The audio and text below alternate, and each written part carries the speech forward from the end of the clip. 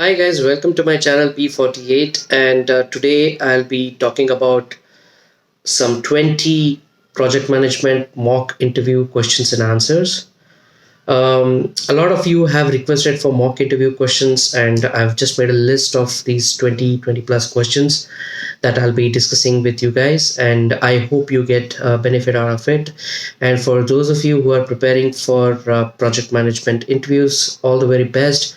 You can use this video as a quick refresher, and then you can get benefit out of it. So without wasting time, let's get started. Let me just pull up the list of questions that I have. Starting with question number one, that typically is a common question across that you can get is tell me something about yourself. Like I mentioned in my other video about resume, your resume is an important information uh, messenger, right? It gives out a lot of information about you, your presence on social media. So fairly nowadays, the person who's taking an interview will have some idea about who you are and what's your background. But it's really a quick refresher or a good ice breaking question to tell them about yourself, and it can initiate that conversation. So this cannot be more than 5 minutes. You can take 2 to 3 minutes. Just summarize about your past experience, where you have worked, what has been your education qualification, and your present job, and that's it. That should be it. So tell me something about yourself, an important question that you need to be aware of. Coming to question number two, what's your background? It can be personal or professional as well. If they really want to know more about you, you can talk about your life, what you've been doing so far, what has been your education, and it same goes with the project management experience as well. Staying at the current job, what has been your challenge, what has been the kind of projects that you have been working so far. So you can put the project management context over this question, and you can give the background. Now the third question is typically asked on the kind of industry that you've worked so far. So you can be from the IT industry, IT services industry, IT infra, software, cloud, whatever. Or if you are interviewing for a particular domain specific company, maybe a supply chain company, or maybe a mechanical company or an aerospace company, and you have that background, they usually ask you about your work experience or expertise. You can talk about your industry, what skills, how you started your career, and how you moved into project management, what were the relevant projects that you worked. And yeah, just try to be authentic in this, because some companies do expect the domain expertise for a project management role. So it's really important that you are providing the right information here. Now, the question number four for a project management is they would ask you about the budget or the financial management of the projects. So usually they will ask you, have you handled any budget? So it helps you to drill down the aspects of the project management where you had the first hand experience in handling a budget. It can be questions like what kind of budget did you manage, whether the project was of a time and material kind of project, whether it was a fixed fee, what was the plan versus actuals in your project, what was the amount of variance that was acceptable by your current organization or past organization. Did you go beyond the budget, or did you go through some major change management process to incorporate or justify the variance of the budget that you are exceeding? So these kind of questions are typically asked in this. Now, the fifth question that I want to highlight is they want to know if you have managed the teams remotely. And nowadays, since most of the teams are in a hybrid mode, a lot of your project team members will be working remotely. So this tests two things: one, your leadership style of managing teams remotely, and how do you manage teams with global workforce, right? Because there are teams dispersed across geography, and it's really important that you build that synergy with the team. What is your communication cadence with them? And not all the projects will be executed in a single roof, especially going forward, right? Because a project manager has to have special skill of handling teams remotely, and this is something that you have to have the right balance without being too pokey in your team's work, but without being too lenient as well. So you need to have that right balance, and you need to tell about how are you managing your teams remotely, your project teams remotely. um, Now, the next question that I can think of is, maybe they can ask you about how did your last project go, whether it was a success or a failure. If it was a success, what was the lessons learned? If it was a failure, then what are the lessons learned? So everything about your project should be a learning experience for you. So each project, a project manager learns a lot, and you need to be very vocal about it and pick an example, good or bad. Talk about it, give it a context, give it a start and end, highlight some of the key challenges that you faced, tell them about how you overcame those challenges, and keep it short, not more than 4 minutes. Again, don't overkill with the overall timeline of the answer. Now, the seventh question would be, probably they would like to know, how do you prioritize the tasks in a project, right? So task management is important. There's going to be more work in a day than it can be accomplished. So any good project manager is going to have to determine what is crucial and what could be left undone if necessary. So it will prove an interesting and informative to see how the candidate makes the time management and task management decisions in any project. So how do you prioritize your task could be one of the top question. Now, question number 8, maybe this could be somewhere on the lines of your behavior. They want to know, how do you foster a team collaboration? How do you work with globally dispersed team? So it's a great way to gauge the candidate's basic leadership skills and the team management skills that he or she possesses, and especially if you are using any modern work management software or team collaborating apps like Microsoft Teams or Jira, or Trello. There are so many, right? So maybe how you leverage these tools to build that synergy, build that team collaboration is something that they would want to test. Now, question number 9, how do you seek help outside the project team? Meaning, how do you escalate and get help from the senior management if things are not under your control? So this question, as a project manager, it's an important question because it gives an information about your leadership and your communication style outside the boundary of the project. So some project managers, they want you to think as a person who is wholly independent, who can ask all the information, get all the information, get all the approvals, approvals from within. But that's not reality. In reality, you need to ask for help of the sponsor or the senior management or someone at a higher up, because they are the right stakeholders. And remember, as they say in a project management, there are positive stakeholders as well as there are negative stakeholders. So how do you influence these stakeholders is something that will be tested.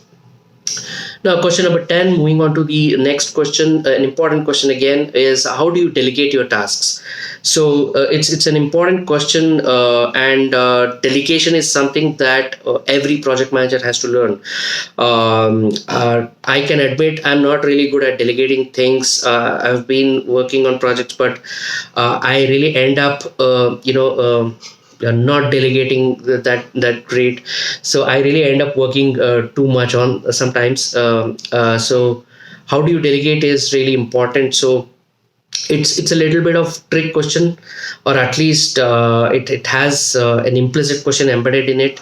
So what you really want to know is, it is not whether they delegate, but how you delegate to the team members is really important. So it's a great way to identify if you are a potential micromanager or not, right? So it's really important to find the right balance again to answer this question. So how do you delegate the task to your team members is a really important question.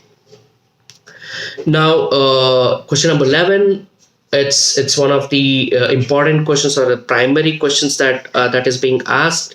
What is the challenging project and how did you manage it? So I've already done a video on how to answer such questions, how to answer such behavioral questions using the STAR technique, which is situation, task, action, and result. If you haven't watched it, go check it out. I'll put a link in the description. So that is the right technique to answer these questions. And this question provides the sense of a person's project management experience, as how they can lead teams, how they can deal with conflicts. And by asking a challenging project, they will see how you apply the hard and the soft skills when you are pushed to the limits. So an important question again. So question number 12, how do you manage team members that are not working in their full potential, or how do you motivate your team? So this is an important question, because no matter what due diligence that you do, no matter what kind of project management planning tool you use, but if your team members are not motivated, if they are, even if they have the right skill sets, but if they are not motivated for some or the other reason, and if they are occupied with too many projects, so it really impacts the whole delivery. So as a project manager, use your problem solving technique, use your communication skills to deal with the problem. This comes up with even the best project team. So any capable project manager would know how to nip the underperformers in the bud, and take the right help. So the next question is, how do you deal when you are overwhelmed, or you as a PM are underperforming, right? So I mean, people forget that even project managers are human. Even we have some kind of ups and lows, and even we get demotivated, right? So how do you get out of this situation is something that could be one of the important questions. So it's really important that in this question you keep the project in the first place and then answer it, because even though that you're not feeling motivated, the project completion is really important. It may not have to be perfect, as they say. It's done is better than perfect, right? So it's like getting it done no matter what is something that you want to focus in this answer. Now, question number 14, how do you work with your customers, sponsors, stakeholders? So, as a project manager, you have to answer a lot of people, responding to executives, project sponsors, stakeholders at different level. Every person or every stakeholder will require a different approach as you use it with the team, internal or external, or other teams or vendors. So, as part of their duties includes, how do you manage the stakeholder communication? And especially for those stakeholders who have an authority or who are key decision makers. So maybe you can talk about pick any project of yours, tell the hierarchy of stakeholders who are involved, and what are the communication strategies that you apply. So depending on the level of authority and a level of power and influence, so you decide what kind of communication strategy that you can apply. Just do a quick search on the salience model of stakeholder management. You will get the answer for it. Just brush up that before the interview. Question number 15 is, what's your leadership style? So talking about managing a project will inevitably lead to a discussion about your leadership style. So there are many ways to lead. All of them have their own pluses and minuses. Depending on the project manager have to pick and choose and modify how they lead, ranging from a top down approach or the servant leadership. So this question will basically test how well versed you are on the leadership techniques, and give some practical examples, because don't go overboard with the theoretical concepts about types of leadership and all. Those are good, but some of them may not work in reality, right? So pick any situation that you have worked wherein you had to step up as a leader and take some decisions. Again, use the STAR technique to answer this question. Question number 16, what is your communication style? Another classic project management interview question that directly stems out asking about managing projects and leadership. So as a project manager, it's project managers 90% of the time goes in communication, right? So as a project manager, talking to the team members, stakeholders, vendors, etc., so each group will have a different approach, and the stakeholders want the broad strokes of project management plan, while the team members need some more detail. So if a project manager cannot communicate clearly, the project is doomed before it is begun. So talk about your communication style, and try to include the words like open, honest, and clear, because these are the key decision makers in your style of communicating, right? Now, question number 17, how do you know if the project is on track or off track, right? So talk about the project KPIs. You can start with the basic KPIs like the cost, the time or the schedule, and the scope. So try to talk about some of the key parameters in which you measure the project success or project's health. So if every project hits a snag along the way, and not every project manager is aware of the delay until the project budget or schedule is affected. So the ability to monitor and track the progress of the project, and tell immediately when it's not meeting the benchmark you set in the project planning phase or executing phase, is something that you need to take care of. So keep an eye on the KPIs. You can talk about the kind of dashboards that you use, and the kind of dashboards you distribute to your stakeholders or the higher ups, which will indicate whether your project is on track or off track. You can, for example, you can use the planned versus actuals report. You can use the project traffic lights to track the project health. These are some of the dashboard examples that can be used. Now, question number 18, what is the biggest mistake that you made on a project? So this is again a behavioral question. So like every human beings, even PMs are humans, and they make mistakes. So a character is defined by how you deal with them, right? So this project management interview question about the biggest mistake that you've done on project will gauge the candidate's honesty. And if they say that, if some of you might say that, okay, we've never done a mistake, then you can be rest assured that you're not being truthful, and your resume would probably go to a recycle bin. So take up any example, real-time example. You don't have to create anything. Come up with a situation where you're faced, where you did a blunder and you learned from that, and you made sure that it didn't happen. So basically, you need to reveal the level of maturity and understanding and how you resolved it. Okay. So question number 19, how do you gain agreement with the teams, right? How do you convince people? How do you solve any conflict?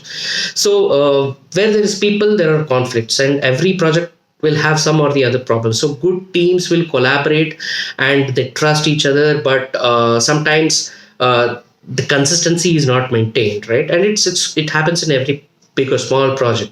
So if there's a problem between two or more project members, it must be resolved quickly, and this can apply to even the stakeholders, vendors, and all the other people who are involved. So as a project manager, you need to have an understanding of the human psychology as well.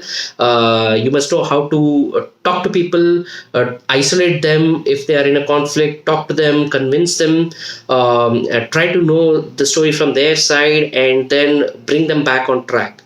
And if things are not going control, raise a flag immediately to the management, or to the resource manager, or anyone who can help you out. So being that gel which will bind all these folks together is a project manager essentially. So it's really important that you build that trust with. Now the last question is maybe they might ask you about if your project is going way beyond the schedule or way beyond the budget, how do you get back on track?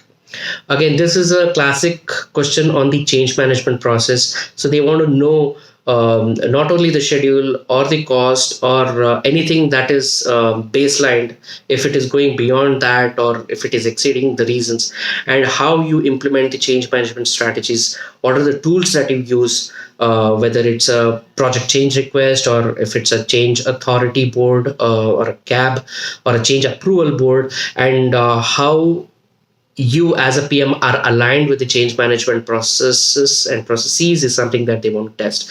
Again, you can pick an example. Best way to answer this question is using the STAR method. And you can let them whether you're going to fast track the project or whether you're going to crash the project, and try to give some realistic examples based on your projects that you've handled.